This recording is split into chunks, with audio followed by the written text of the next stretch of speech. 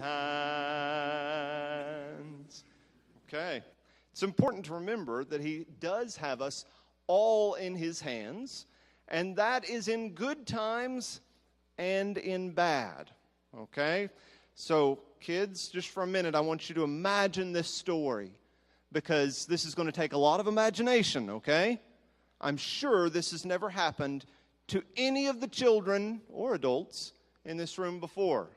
Okay, here we go.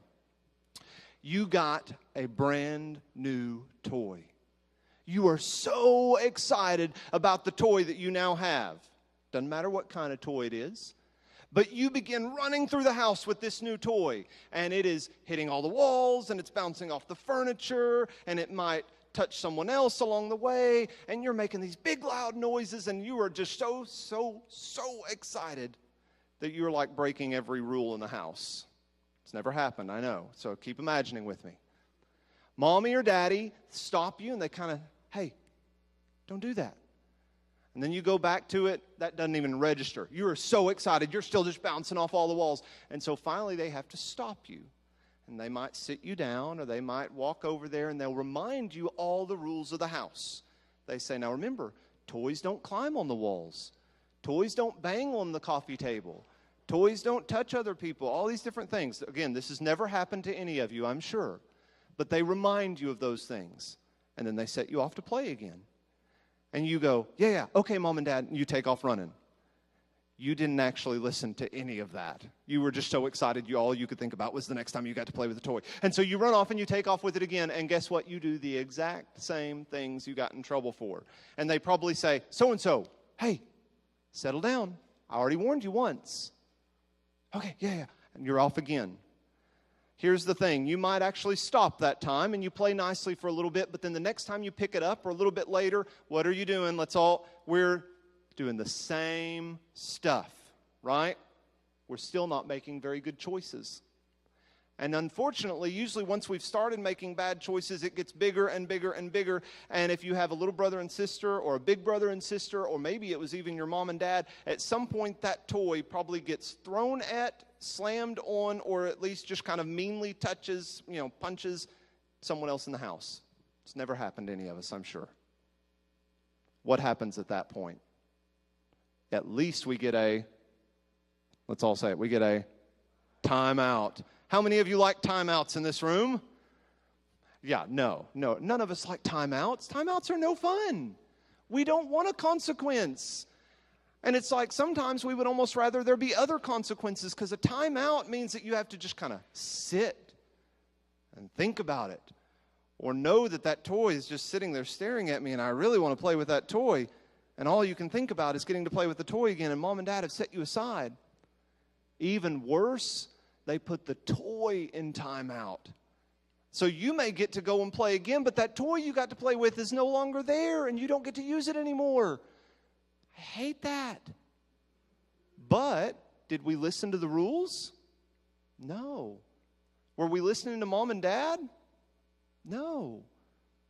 Now here's the thing, not all consequences are always going to be the same, are they? So maybe it was with the toy, and we can imagine that for a little bit, because we have to really turn on our imagination, and the toy or we get put in timeout, and we're reminded, hey, this is why you're in timeout. This is why the toy wasn't there. I've had to tell toys on many occasions that they were being too mean to play with, and so they need to think about what they've done. So that toy gets put away for a little bit. But let's say it's a TV show, and we pitch a fit when the TV goes off. What's probably going to happen? We're going to lose TV time. Or if it's a TV show that we act mean after we watch it every time, Mom and Dad may say, hey, we're not going to get to watch that TV show anymore. So consequences, even though they're not any fun, usually match the problem that we're having. And usually it's not the first time that we've done something that we get in trouble. There's usually warnings and rules and things in place that should remind us why we shouldn't do those things. Right, kids? Yes? I know. This is funny. The kids were right with me, and I tell you, if you look out at the kids right now, they're all kind of like, I don't want to talk about consequences. Just hang in there, adults. It's not just for the kids, okay?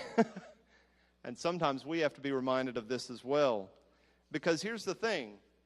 As much as moms and dads in this life give us consequences, who is our Father in heaven? That's God. Yeah, there we go. So here's the thing. If we get consequences from our mom and dad, it's probably safe bet that God gave out consequences too.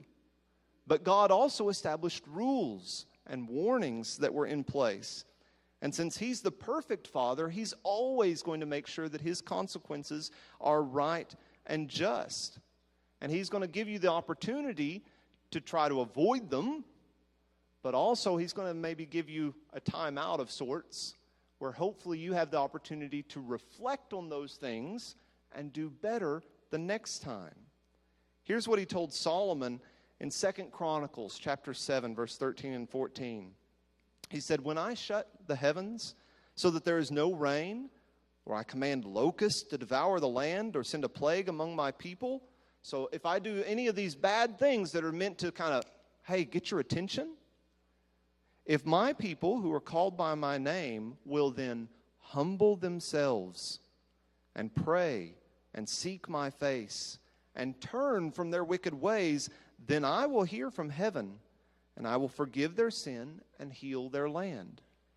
So just like a parent is going to give you a time out so that you will hopefully remember those rules the next time and maybe avoid some pain and suffering down the road, God says, when I give my people those timeouts, those consequences, that wake-up call, the goal isn't to make them hurt and unhappy and sad. The goal is that they'll remember me.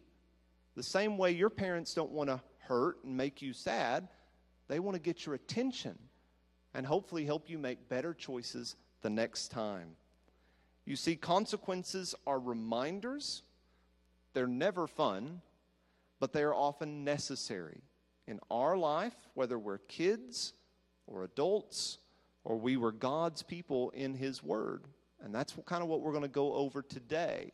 So kids, here in just a minute, you may hear about lots of places and things that don't make a lot of sense, or you may have to think really hard, or it'll be the first time you've heard about it. But remember, it's another example of a parent giving consequences in hope that his children will do better the next time. Okay? Owen's going to come up and do our scripture reading.